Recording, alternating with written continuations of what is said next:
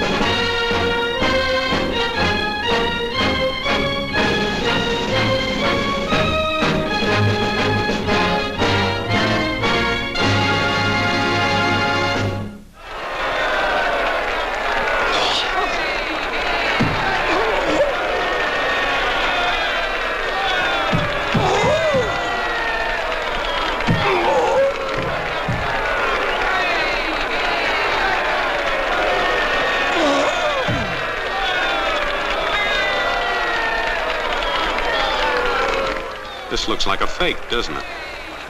Well, it is a fake. But here's a fella who's willing to bet his hard-earned money on it. Henry here got on the train with $200. He couldn't see any harm in a friendly game of cards. What if the other men were strangers? And take Joe Collins. He's got a nice wife at home. But he met this girl at the bar, and she looked kinda cute after the first couple of drinks.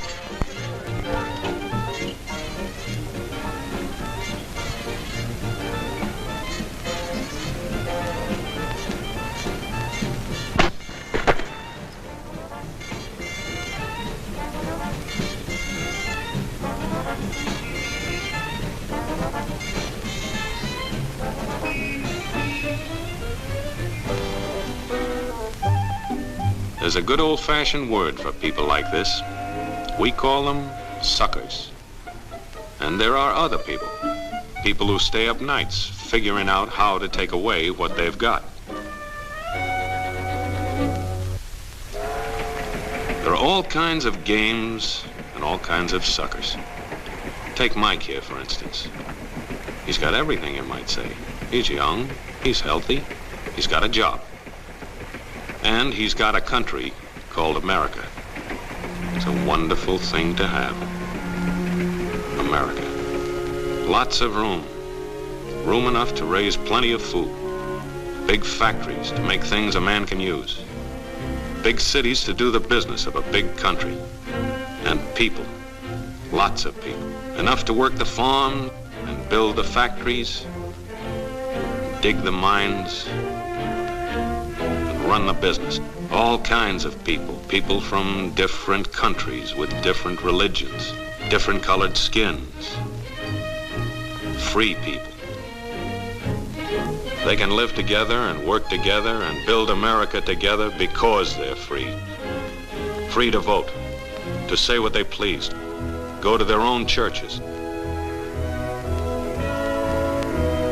to pick their own jobs. Yeah, Mike's got something, all right. He's got America. But there are guys who stay up nights figuring out how to take that away from him. I want to give you the truth, folks. The truth about America. I know you've got a lot of questions. You want to know why you're not getting the breaks you deserve. Well, I'm not a politician. But I've made it my business to study these things, and I happen to know the facts. Now, friends, I'm just an average American.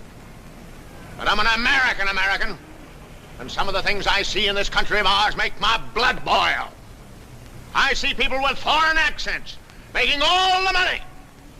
I see Negroes holding jobs that belong to me and you. Now, I ask you, if we allow this thing to go on, what's going to become of us real Americans? I've heard this kind of talk before, but I never expected to hear it in America. This fella seems to know what he's talking about. Yes, he knows all right. What's the answer? What are we real Americans going to do about it? You'll find it right here in this little pamphlet. The truth about Negroes and foreigners. The truth about the Catholic Church. Now, friends, these books are free. Paid for by real Americans who want others to know the truth. Excuse me, young man, but are you actually going to read that stuff? Sure, why not? You heard what he said, didn't you? Yes, I heard. But do you believe in that kind of talk? Yes, he knows all right. What's the answer? What are we real Americans going to do about it? You'll find it right here in this little pamphlet. The truth about Negroes and foreigners. The truth about the Catholic Church. Now, friends, these books are free. Paid for by real Americans who want others to know the truth. Excuse me, young man, but are you actually going to read that stuff? Sure, why not? You heard what he said, didn't you? Yes, I heard. But do you believe in that kind of talk? I don't know, makes pretty good sense to me. I'm speaking to you as an American. And I tell you, friends, we'll never be able to call this country our own until it's a country without. Without what? Yeah, without what? Without Negroes. Without alien foreigners. without Catholics, without Freemasons. You know these people. What's wrong with the Masons? I'm a Mason. Hey, that fella's talking about me. And that makes a difference, doesn't it? These are your enemies. These are the people who are trying to take over our country. Now you know them. You know what they stand for. And it's up to you and me to fight them. Fight them and destroy them before they destroy us. Thank you.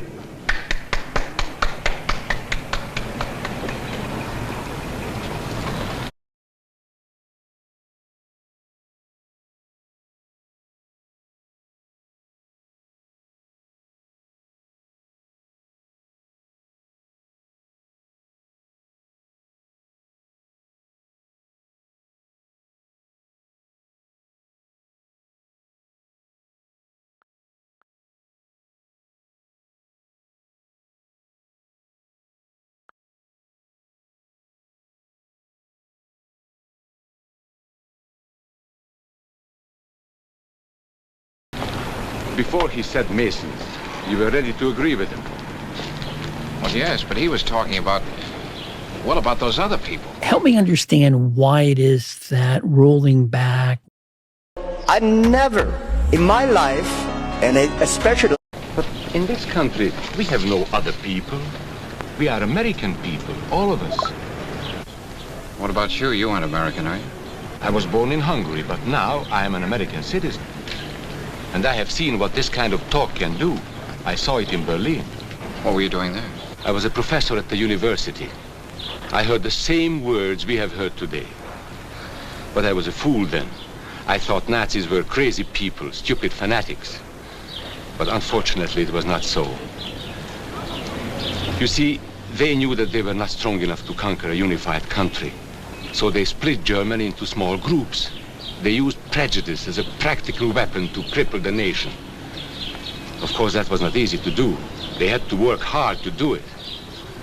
You see, we human beings are not born with prejudices. Always they are made for us, made by someone who wants something. Remember that when you hear this kind of talk. Somebody is going to get something out of it, and it isn't going to be you. This is not classroom theory. I saw it happen.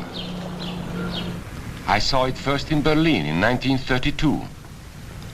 5 young men that I knew were standing in the crowd listening to the Nazi speaker.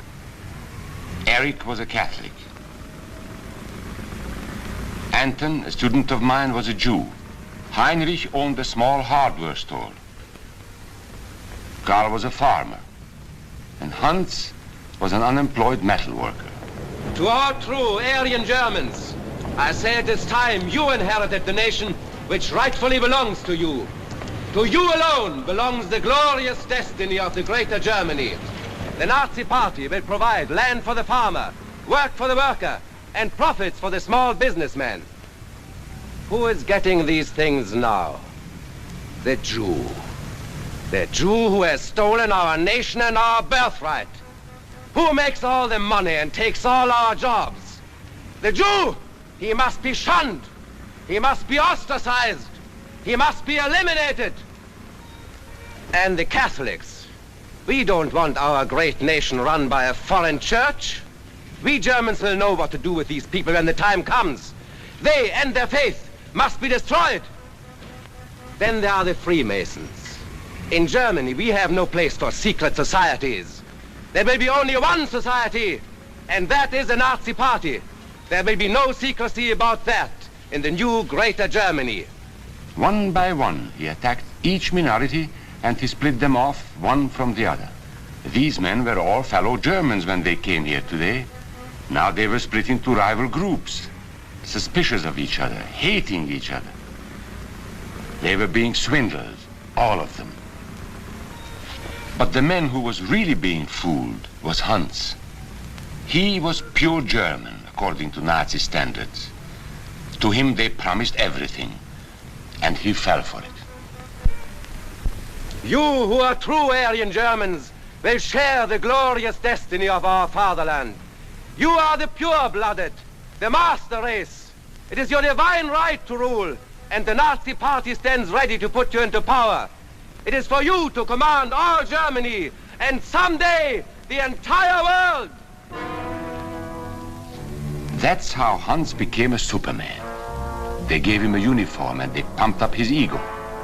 He wasn't just a little fellow out of work anymore. He was a member of the master race. His wife couldn't quite understand. Even though he was a Superman, there wasn't any food in the house. Stupid woman. Didn't she realize that the Nazis were going to make jobs for everybody? There would be plenty of food and clothing and a new house. Everything they wanted. The glorious future of Germany was to be theirs. And their children...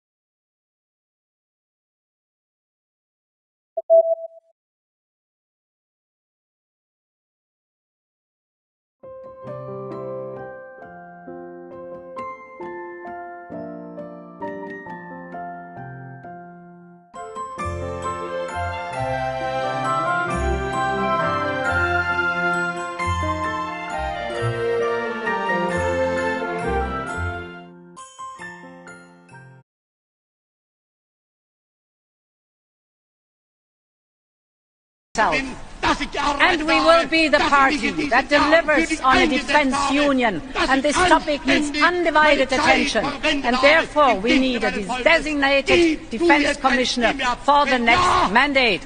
This is one of our EPP's deliverables. And we will be the party.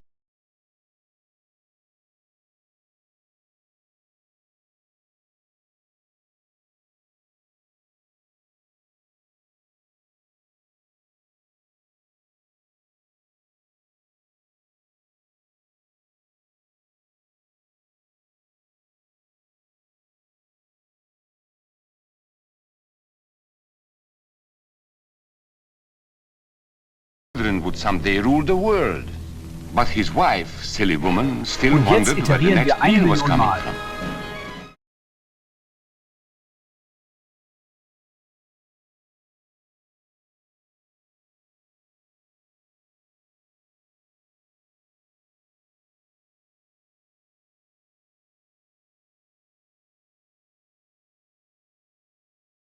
Und jetzt iterieren wir 1.000.000 Mal.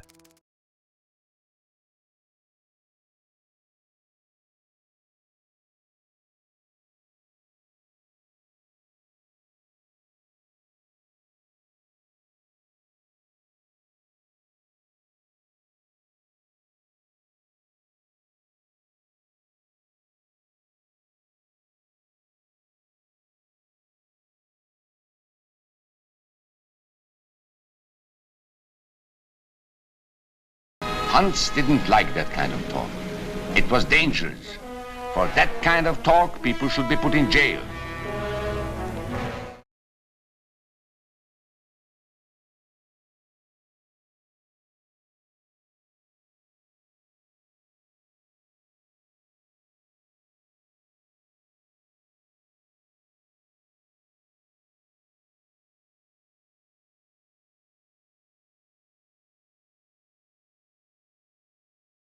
Iterieren wir 1.000.000 Mal. Risiko 28% ist hoch.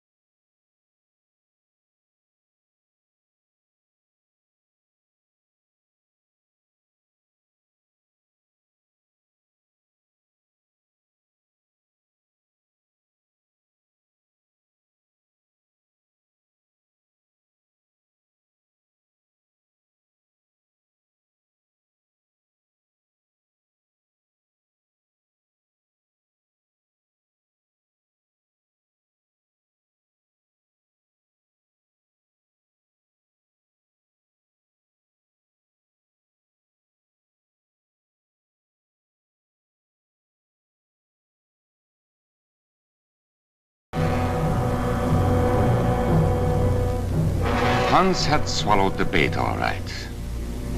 And these were the men who baited the hook. Why? So that Hans could come to power? Of course not. So they could come to power. They would merely use Hans to help them get there. He would do the dirty work for them. Hans and thousands of others like him, all playing a sucker's game. They gambled with other people's lives.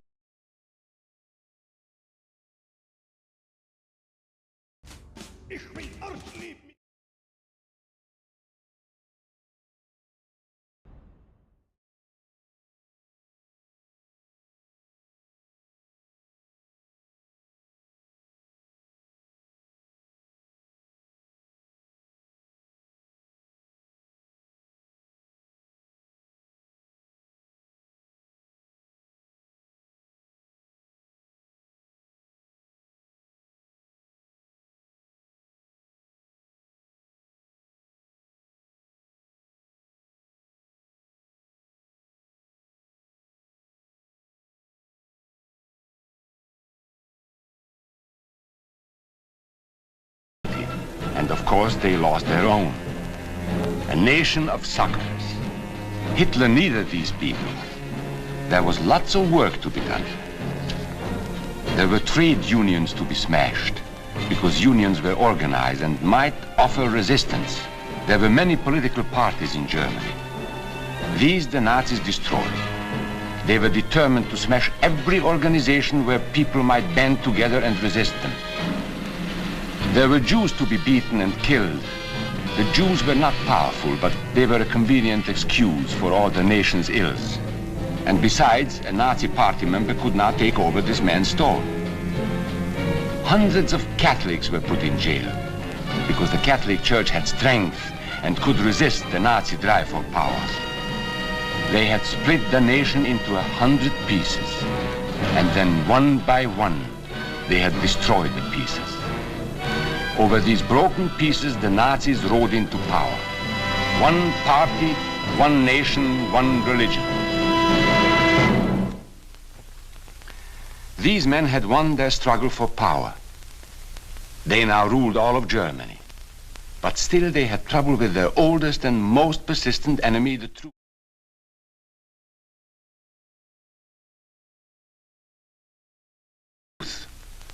They found that truth does not die easily, and so they decided to abolish truth. One great source of truth is literature, so they burned books, 20 million of them. Many great men in Germany who were spokesmen for truth were jailed or driven from their country.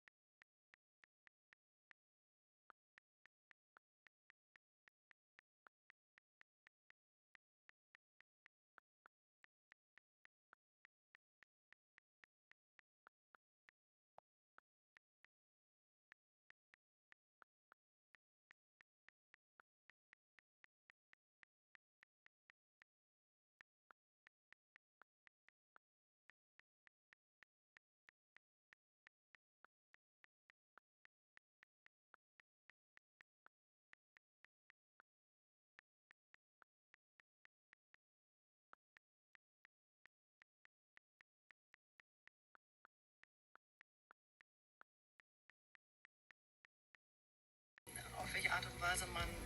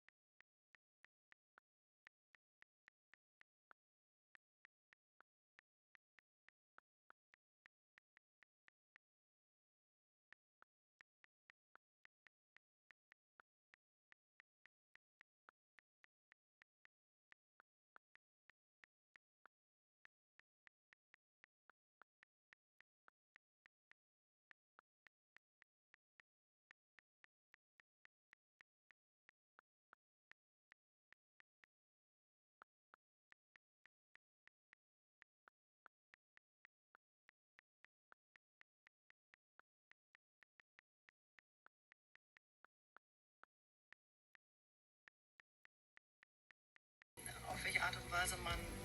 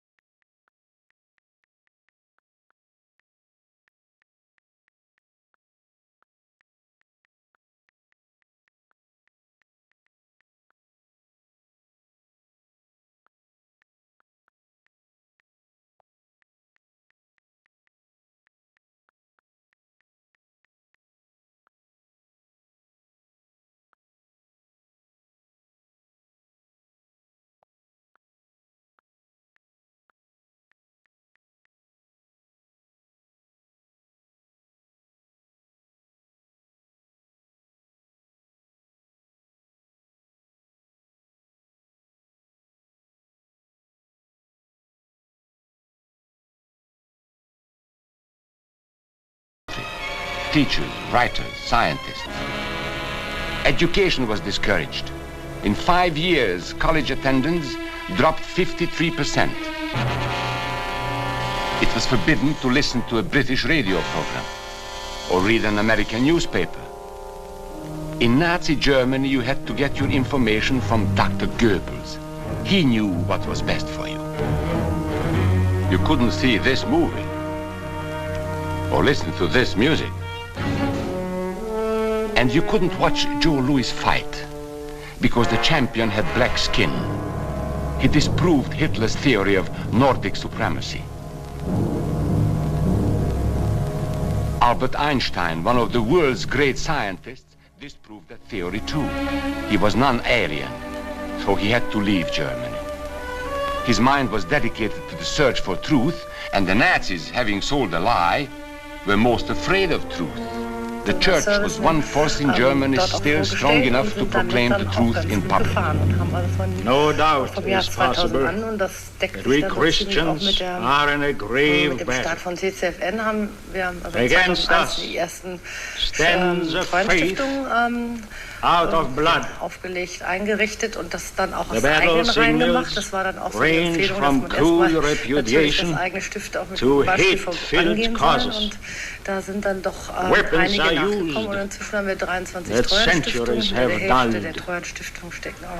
The aim of this battle is to dislodge Christianity from our fatherland. This Catholic priest was arrested the following day on charges of immorality. The Protestant church also continued to try and fight for truth. He who desires liberty for himself cannot deny it to others, lest he lose what he has gained. This is the great lesson the world can learn from Germany. The Nazis put this man in a concentration camp. There were others who spoke for truth, and I am proud to say that educators were among them. And what, may I ask, is an Aryan? I don't know myself. But let us see what our present so-called authorities have to say about it. They say he is tall,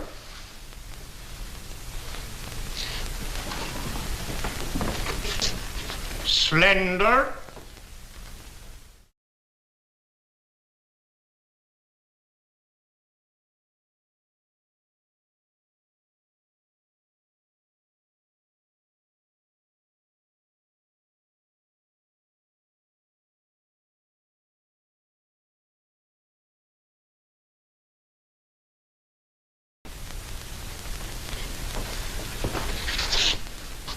blue-eyed, and blonde. There is no Aryan race. And more important, there is no master race. There are people who may find these ideas convenient, but science cannot support them. There is no scientific proof that there's any correlation between a man's racial characteristics and his native ability or character. In all racial groups, we find the same range of potentialities. We find idiots and geniuses.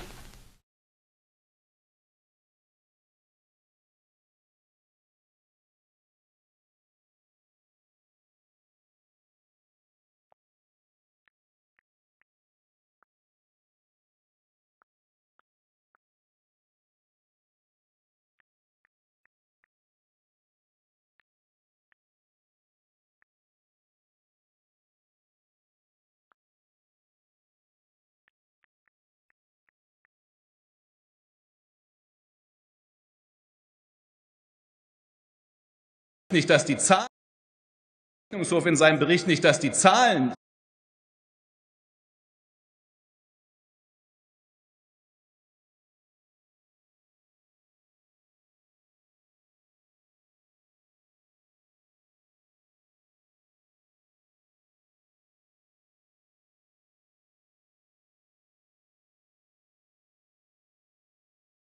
We find criminals and philanthropists. We must judge each man as an individual and not by the color of his skin or his eyes or by the length of his nose.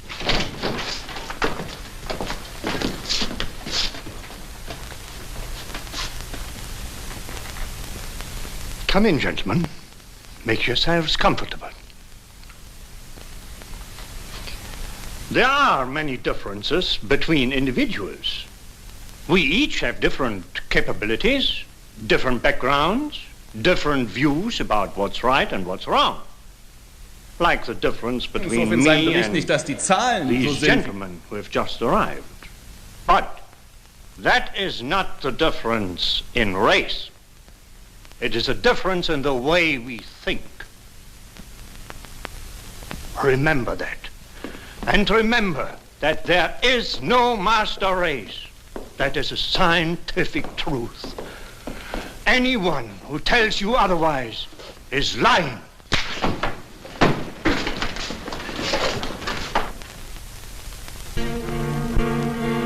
And so for all practical purposes, truth had been abolished in Germany.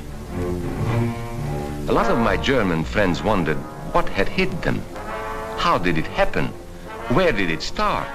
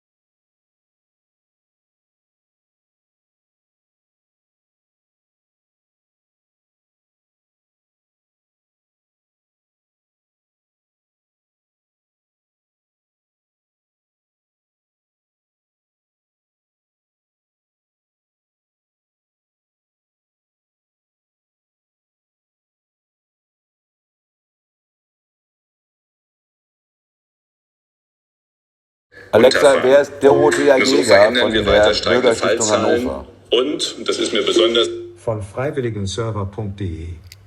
Als Mitinitiatorin und weiß auch der Nachbar gar nicht, dass er vielleicht symptomlos infiziert ist, und dann sitzen alle in einem Raum beieinander und dann, auch wenn sich alle gut kennen, kann dieses Virus überspringen. Deswegen ist es wichtig, gerade diesen Bereich in den Blick zu nehmen. Es fällt niemandem leicht, aber es ist notwendig. Ja, das Problem beschäftigt uns diese Zahlen zu senken, braucht es konsequente, weil wir die Meldung bekommen. Wir haben einheitliche Maßnahmen angepasst. Die Frage der Vergütung, eine Risikoeinschätzung des behandelnden Arztes gibt, die sagt, das ist eine Situation, die mit hoher Wahrscheinlichkeit einen schwereren Verlauf nach sich zieht.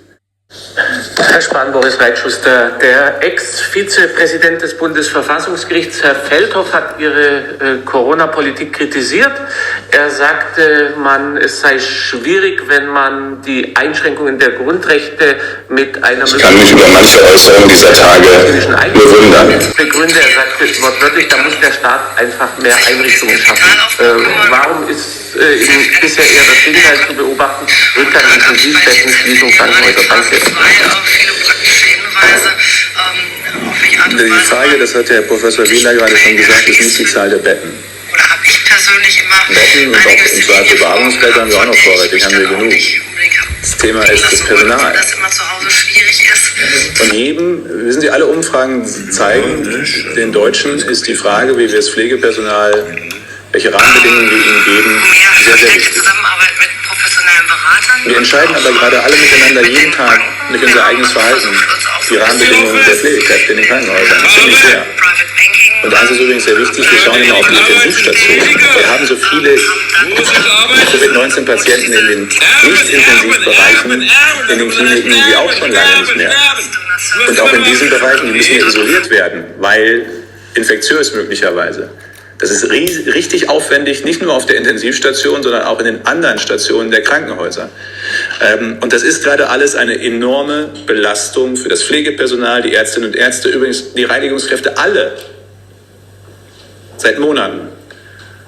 Und Intensivpflegekräfte ausbilden geht nicht in 6 Monaten. Das wird auch das Verfassungsrecht, da können Sie 5 Gesetze ändern, die müssen ja gut ausgebildet sein, nicht ändern.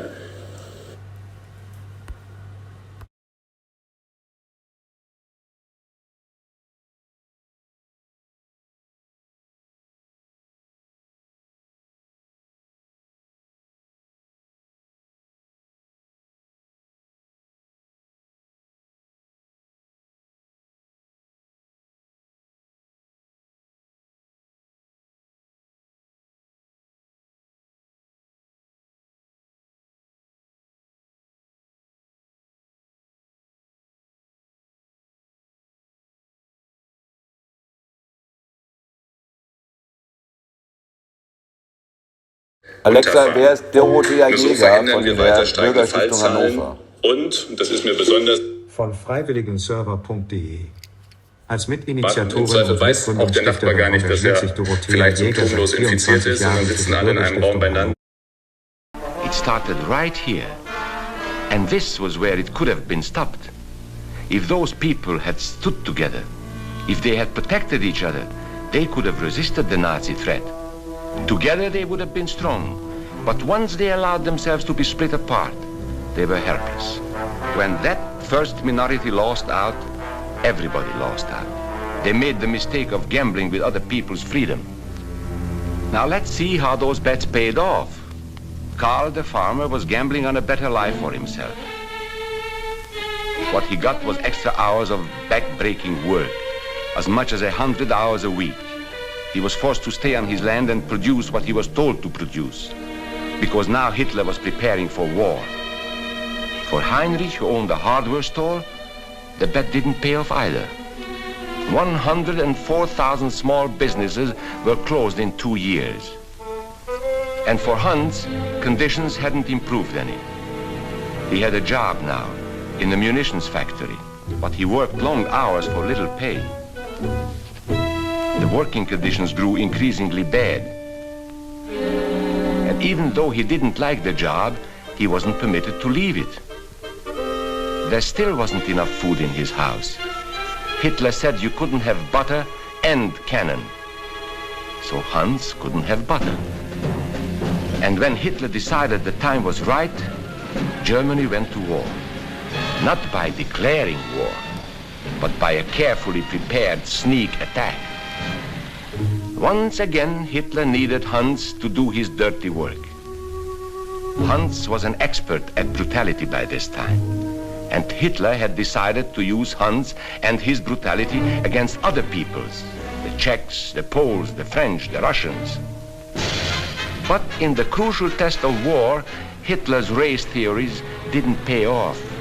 His pure-blooded supermen were defeated by the mongrel armies he despised.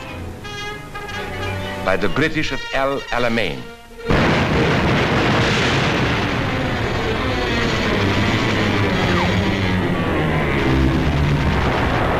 By the Russians at Stalingrad.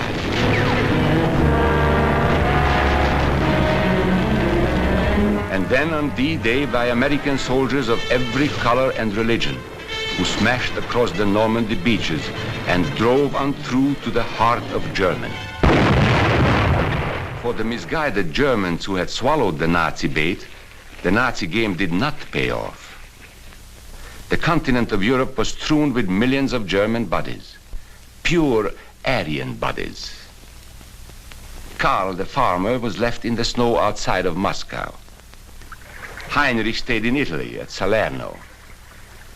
And Hans, who was going to rule the world, got only a little patch of Normandy that he could call his own.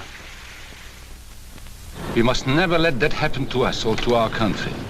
We must never let ourselves be divided by race or color or religion, because in this country we all belong to minority groups. I was born in Hungary. You are a Mason. These are minorities. And then you belong to other minority groups too. You are a farmer. You have blue eyes. You go to the Methodist Church. Your right to belong to these minorities is a precious thing.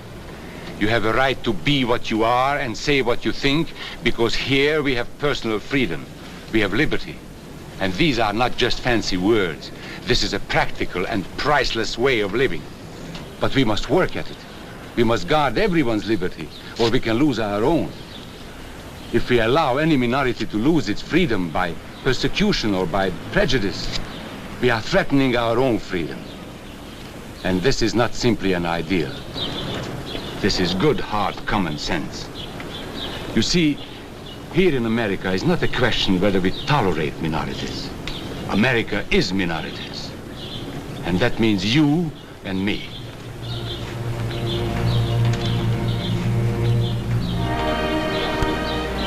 So let's not be suckers. We must not allow the freedom or dignity of any man to be threatened by any act or word. Let's be selfish about it. Let's forget about it. Due German gentleman race was what was left when in the 30-year-old Krieg has fucked through and managed the whole world in Germany. DSR garbage. DJE syphilis. The gonorrhea and due chlamydia. Mould that has learned to walk somehow.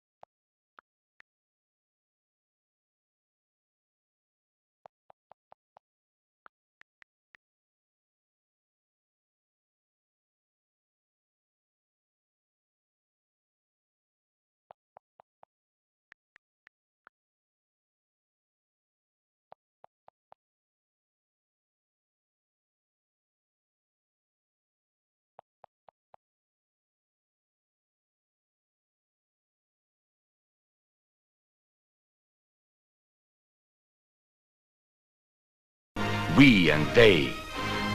Let's think about us.